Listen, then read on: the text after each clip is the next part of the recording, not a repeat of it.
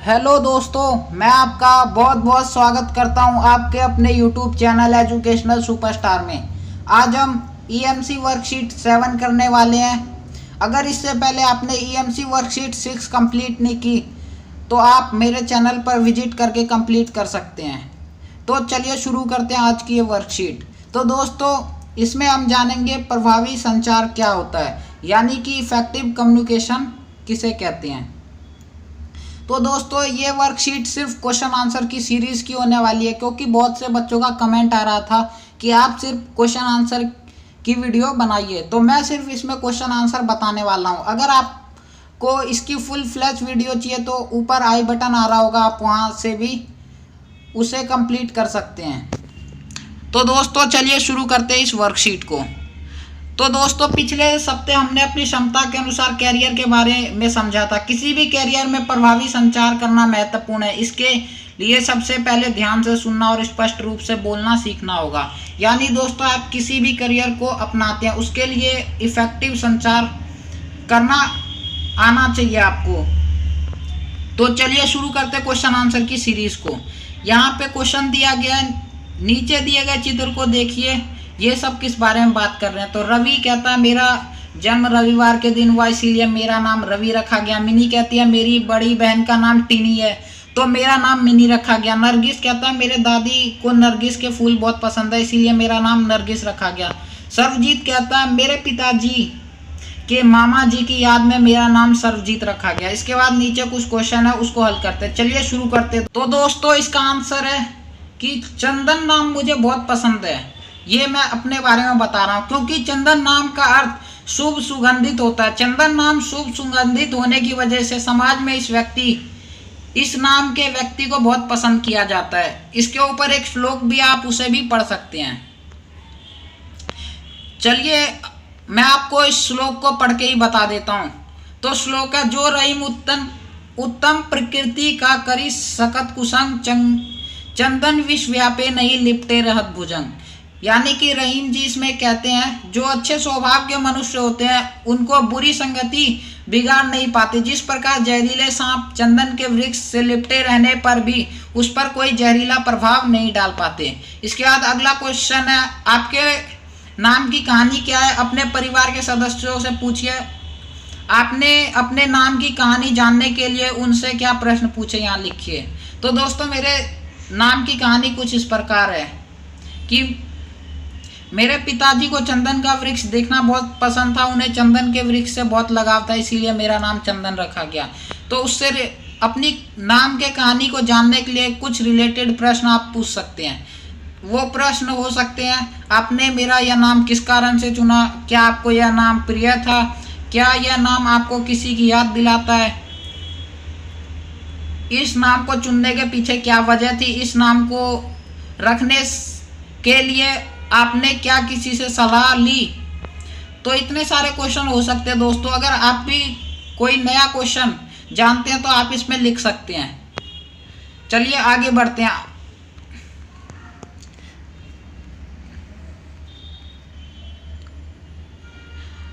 तो दोस्तों, आगे है, अपने किसी साथी को फोन करके उसे अपने नाम की कहानी बताइए। अब इन प्रश्नों के बारे में सोचकर लिखिए। आपने जिस साथी से बात की उसे ही क्यों चुना? क्या अपने बारे में बताना आसान था? क्यों?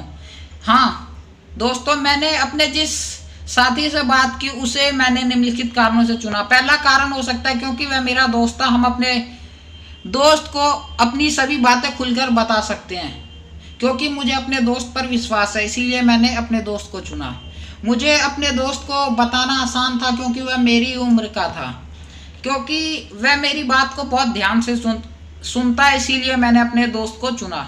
चलिए क्वेश्चन नंबर 2 की तरफ बढ़ते हैं। यदि यही बात किसी नए साथी को बतानी होती तो क्या उसे अपने नाम की कहानी बता पाना मुश्किल होता या आसान? क्यों? दोस्तों, इसका आंसर आप खुद भी लिख सकते हैं। तो किसी नए साथी को अगर ये बात बतानी होती तो ये बात आसान भी हो सकती थी और मुश्किल भी हो सकती थी।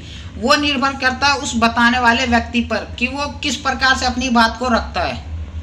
तो दोस्तों, ज़्यादातर लोगों के साथ ये दिक्कत होती है कि शुरू में वो किसी को भी अपनी बातों को नहीं बता पाते और अगर आप अपनी बात को प्रभावी रूप से किसी दूसरे के सामने व्यक्त करें तो आपको किसी भी प्रकार की कोई कठिनाई नहीं आएगी किसी दूसरे व्यक्ति को अपनी बात बताने में।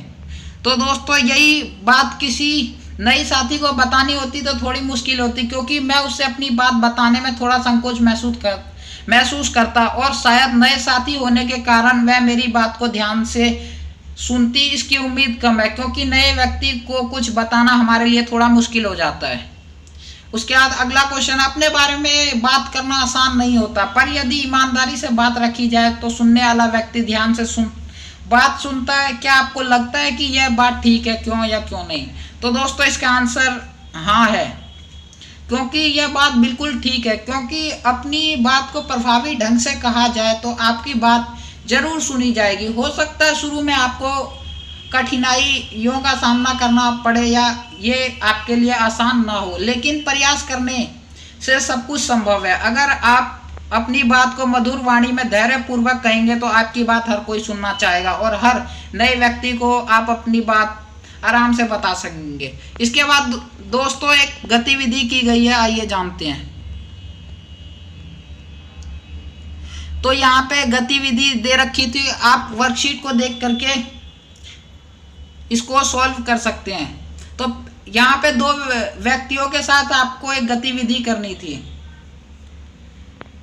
तो आप इसे यहाँ से नोट कर सकते हैं। तो दोस्तों अगले क्वेश्चन की तरफ बढ़ते हैं।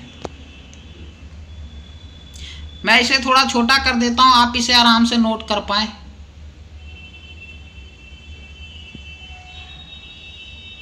तो दोस्तों चलिए आगे बढ़ते हैं।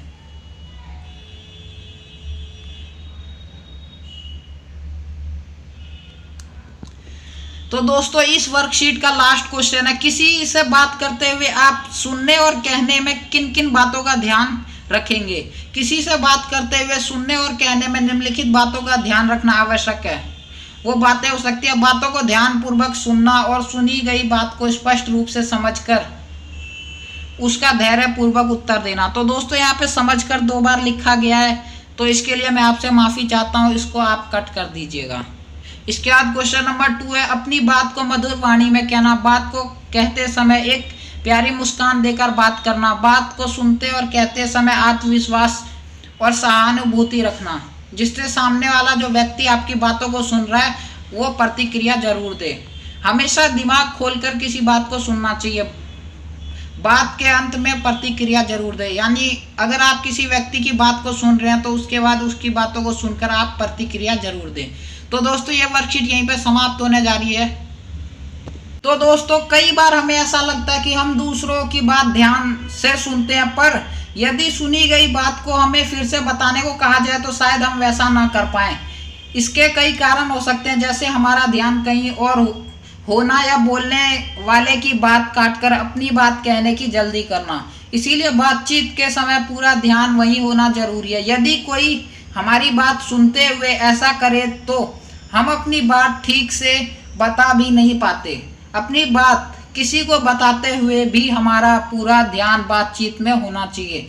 तो दोस्तों प्रभावी रूप से बात करने के लिए ये होना बहुत ज़रूरी है। ये नहीं कि आप अपनी बात को बताने के लिए दूसरों की बात को काट रहे हैं, तो ये बात गलत होगी।